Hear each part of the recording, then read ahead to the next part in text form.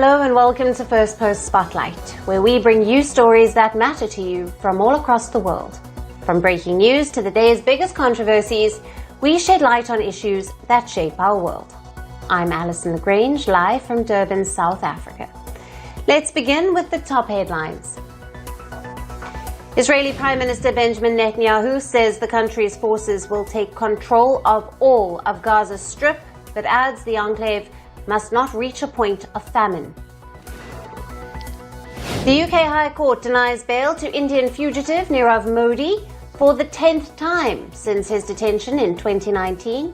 The economic offender is wanted for trial in India in a $1 billion Punjab National Bank fraud case. China tells government officials to cut wasteful spending on cigarettes and alcohol amid President Xi Jinping's austerity push in the wake of prevailing economic headwinds. Japan suspends imports of poultry meat from Brazil, days after the South American nation confirmed a major outbreak of bird flu, triggering nationwide emergency protocols. And Pope Leo XIV meets U.S. Vice President J.D. Vance and Secretary of State Marco Rubio. The Vatican says the two sides discussed matters of relevance, including religious freedom.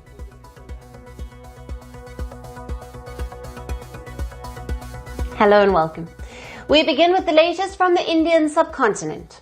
Weeks after India hit terror hubs in Pakistan and Pakistan-occupied Kashmir, in response to last month's Pahalgam terror attack, the Indian Armed Forces revealed how they thwarted Pakistani attacks on Amritsar's Golden Temple, exposing Pakistan's designs to target the most revered site of the Sikh faith. The Indian Army showcased a demonstration of its air defense capabilities, including the upgraded L-70 air defense guns and the Akash missile system. Pakistani drones and missiles headed toward the Golden Temple were intercepted by a tightly coordinated defense shield deployed by the Indian Army. The Indian Army confirmed that the Golden Temple was a failed air assault launched by Pakistan in the early hours of the 8th of May. Knowing that Pak Army does not have any legitimate targets, we anticipated that he will target Indian military installations, civilian targets, including religious places. Of these, Golden Temple appeared to be the most prominent. We also received credible intelligence that Golden Temple is a prime target, which we had brainstormed earlier. We mobilized additional modern air defense assets to give a holistic air defense umbrella cover to Golden Temple, which is a veritable symbol of nation's syncretic faith. On 8th early morning, in the hours of darkness, Pakistan carried out a massive air assault with unmanned aerial weapons, primarily drones and long-range missiles. We were fully prepared since we had anticipated this, and our brave heart and alert Army air defense gunners thwarted Pakistan Army's nefarious designs and shot down all drones and missiles targeted at Golden Temple, thus not allowing even a scratch to come on our holy Golden Temple. Ground-based air defense weapons और army air defense का सिर्फ 10% ammunition ही expend हुआ था. I must tell you this, हमारे जवान्स they were charged up. जैसे ही कन्फ्लिक्ट के डेज बढ़ते जा रहे थे, देवर फुल ऑफ जोश and shooting down drones with more accuracy. They were unstoppable. हमने काफ़ी क्वांटिटी में कामिकाजी ड्रोन्स और माइक्रो ड्रोन्स जैसे यीहा-3 और सोंगार भी रिकवर किए हैं, जो likely Turkish origin के हैं. Earlier on the 9th of May, India's Foreign Secretary Vikram Misri had slammed Pakistan's outlandish claims that Indian forces were targeting their own cities like Amritsar. India had called it Pakistan's lame attempt to divide India, which was doomed to fail. Instead of owning up to these attacks, Pakistan made the preposterous and outrageous claim that it was the Indian Armed Forces and the Indian Air Force that was targeting cities like Amritsar and trying to put the blame on Pakistan. This is nothing but a desperate attempt by Pakistan to disown its acts of aggression, but it is also true to type in its effort to deceive and mislead the world. It will not succeed. The Gurdwara in Poonch in particular was attacked by Pakistan, and some local members of the Sikh community, including a Ragi of the Gurdwara, lost their lives in this incident. India underlined that by attempting to hit the Golden Temple, Pakistan aimed to trigger interfaith discord in India. But those intentions were shot down, quite literally, by India's layered and ready air defense systems. The latest demonstration by the Indian Army shows how the Indian forces stood guard to defend both the faith and the nation. In the end, the Golden Temple remained unscathed, and Pakistan's plots exposed and destroyed.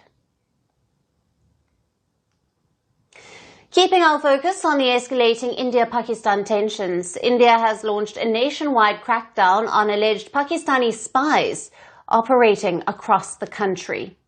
At least 11 people have been arrested so far on charges of spying for Pakistan. The accused are believed to have passed sensitive military intelligence to Pakistani handlers. The arrests have been made in Punjab, Haryana and Uttar Pradesh. A total of 10 suspected spies have been arrested from Punjab and Haryana, while one other big arrest has been made in Uttar Pradesh's Rampur. These arrests come after India's Operation Sindoor targeted terror hubs in Pakistan and Pakistan-occupied Kashmir, and the subsequent days of military tensions between the two sides. Among the arrest of these alleged spies, YouTube vlogger Jyoti Malhotra has emerged as the most significant one.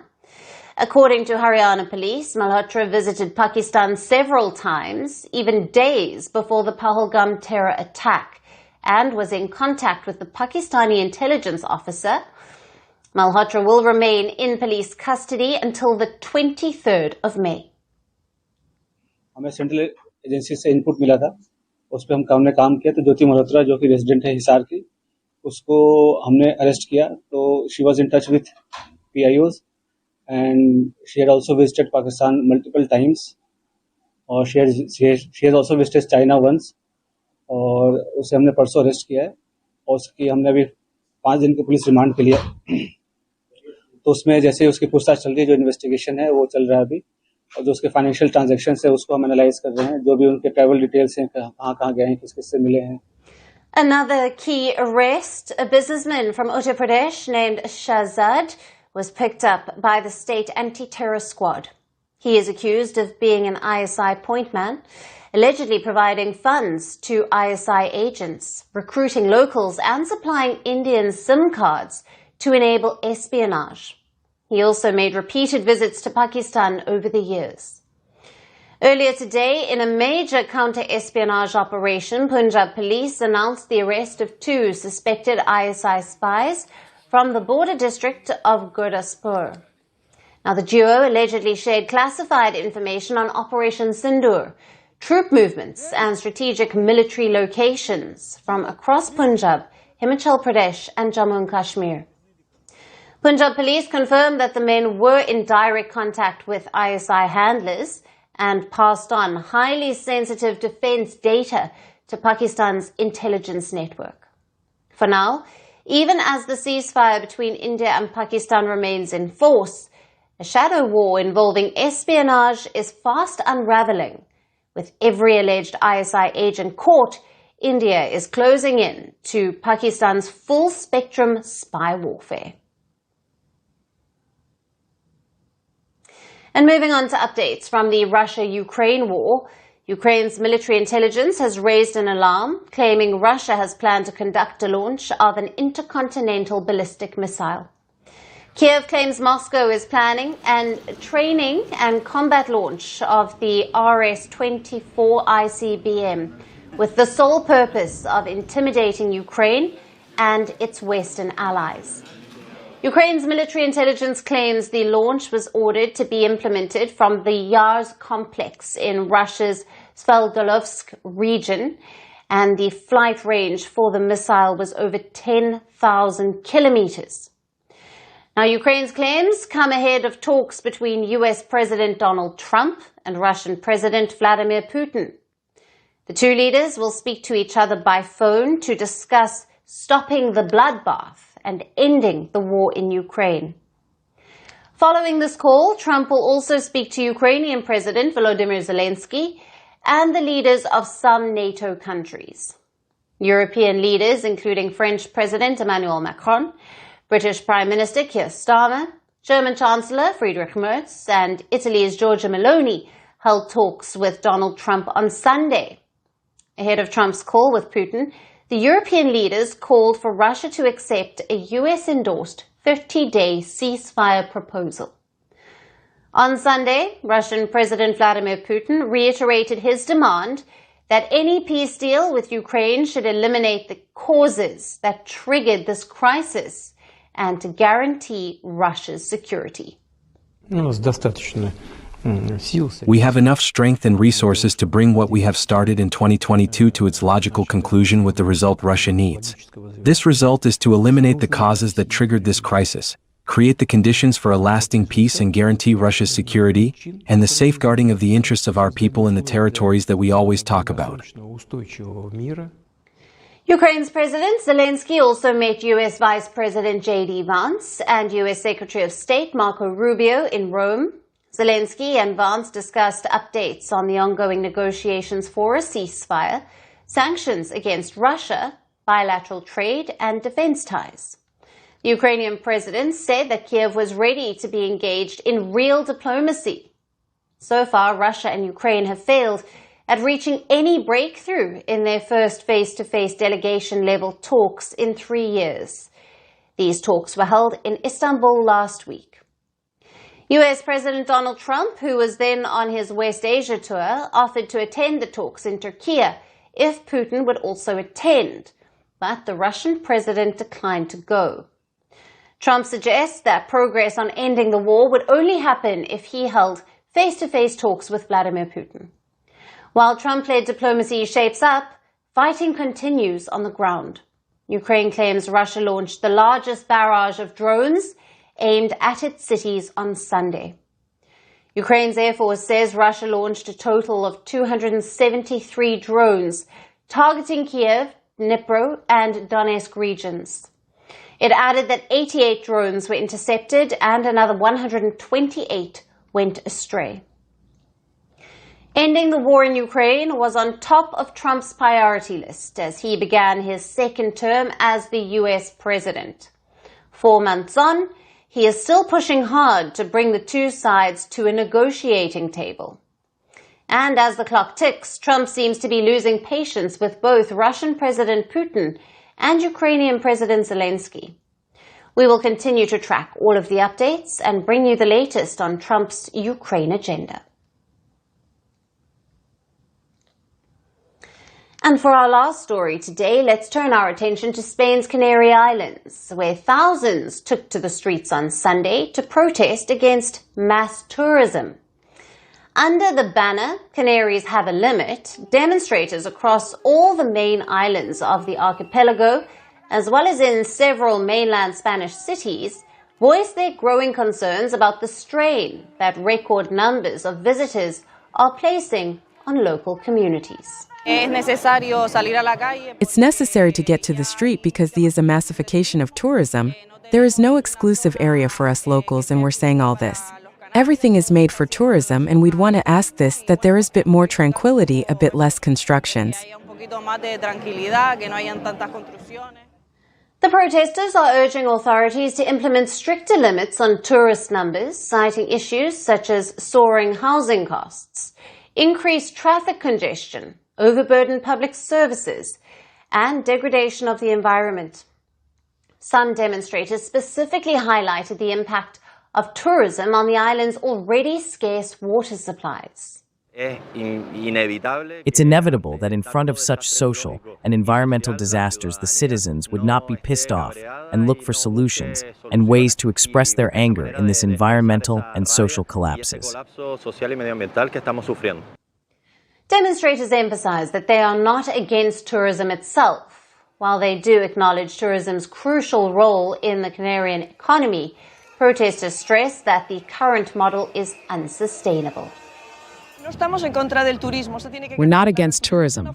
Let this be clear. Tourism is a source of income, and it's a cornerstone of the economy of the Canaries.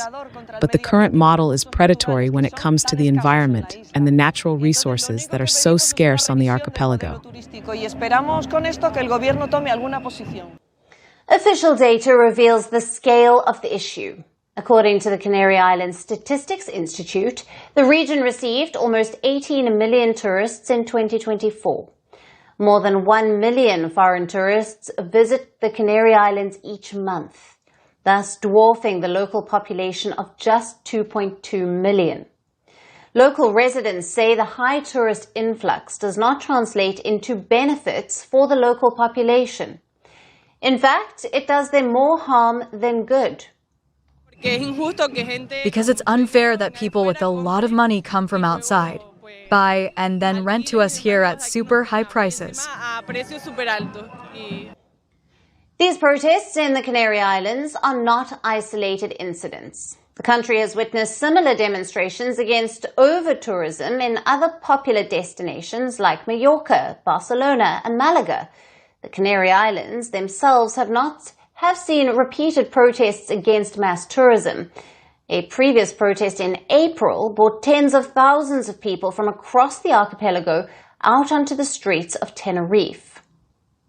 Now, the protesters' demands include the implementation of an eco-tax so that tourists can contribute to the maintenance of the natural environment, the temporary suspension of new authorizations for hotel rooms and vacation homes, and the regulation of home purchases by non-residents.